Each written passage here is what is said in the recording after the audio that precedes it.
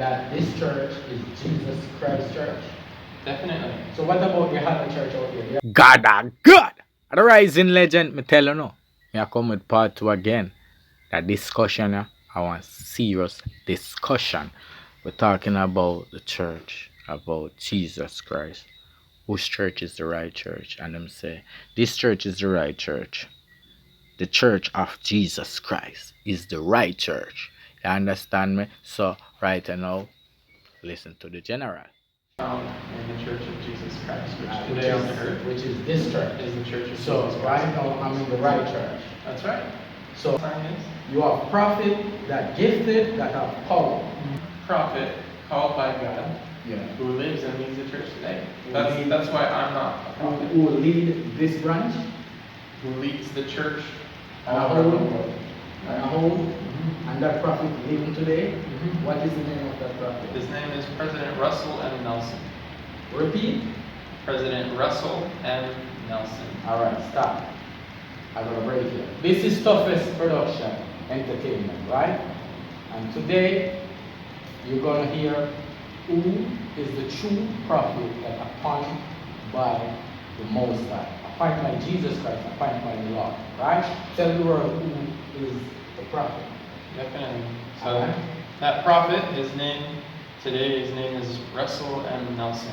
He is the leader of God's people. He is his prophet and the president of the Church of Jesus Christ of Latter-day Saints. And so, if you have a desire to learn more about our church as a whole and what we teach, if you're here in Jamaica, feel free to reach out to local missionaries. If you're on the web, feel free to go to www.churchofjesuschrist.org.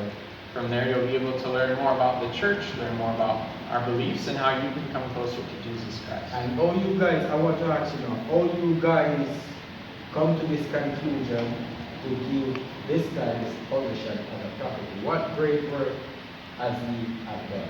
So, right, just as God's time, or the time of Jesus Christ, or the time in the past, right? I love the example of Moses. Let's think about Moses. You know the prophet Moses? Yeah, great prophet. He is a great prophet indeed, right? Moses, what are some things that he did? Moses lead the people, Okay, their land. Yeah. Moses take care of the people. Okay. Yeah. Moses, he parted the Red Sea, didn't he? Yes. He talked with God face to Yeah. face. He's the one who go and discover the commandment. Right, right. Well, God was the one who gave them to him, right? Yeah. And Moses, he was called by God, Yeah. right?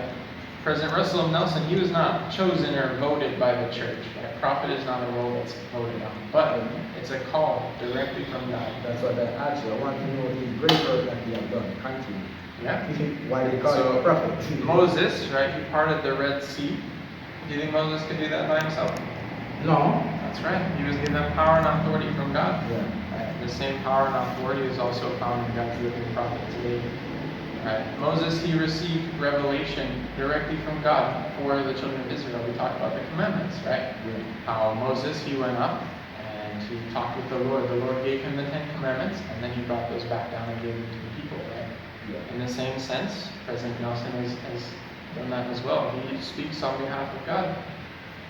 And Moses, he led the children of Israel, didn't he? He led them through the wilderness, he led them through everything. And he had other leaders to help him, but he was the one who God called to lead them.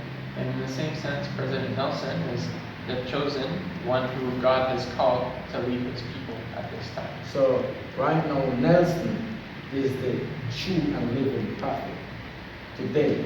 That's right. In this century, 2024, That's right. he is the prophet today. So every other prophet that I saw that claim and proclaim that they are a prophet, they are not a prophet. They are not God's chosen servants. And No. so this gets into something else too, where some people are given the spirit of prophecy, Yeah. but that spirit of prophecy is just for them in their life. Okay. But you're correct. President Nelson is God's only true living prophet who has all of the authorization to do all of this work. And why you say Mr. Nelson is a prophet? What great work he has done for his country and for his people. You can tell me somebody that he has healed, somebody that he has changed what you have done, that you guys see Mr. Nelson as a prophet and the world see him as a prophet. Definitely, right? A big part of it is a spiritual witness. There's a scripture I love from the Bible as well that I want to read with you real quick. Yeah. And it's from the book of James in the New Testament. Book of James. And this is James chapter 1, verse 5.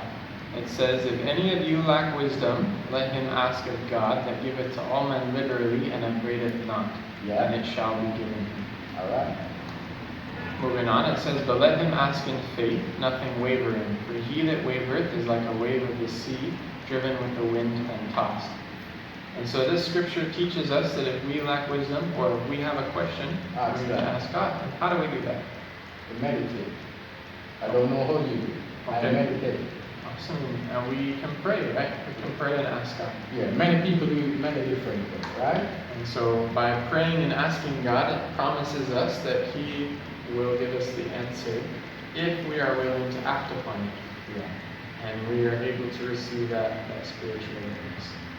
And so that actually ties us into the Book of Mormon, Yeah. which, as it says on the cover, is another testament of Jesus Christ. And so some people... So what's the difference with the Holy Bible, the King James Version, and the Book of Mormon? That's a great question. And so a lot of people don't know this, which is why they call us the Mormons, right? Yeah. Our nickname comes from this book. Yeah. And so the biggest difference between the Book of Mormon and the Bible is simply where it takes place. Yeah. So both of these books, right, it says another testament of Jesus Christ. Yeah. Right? Who does the Bible testify of? Jesus Christ. Yeah. So both of these books, they help teach and testify of Jesus Christ. But the Book of Mormon was written in a different place from the Holy Bible. Much clearer this book was in which piece? Yeah. So the Book of Mormon, it starts about the time of Jeremiah in the Holy Bible.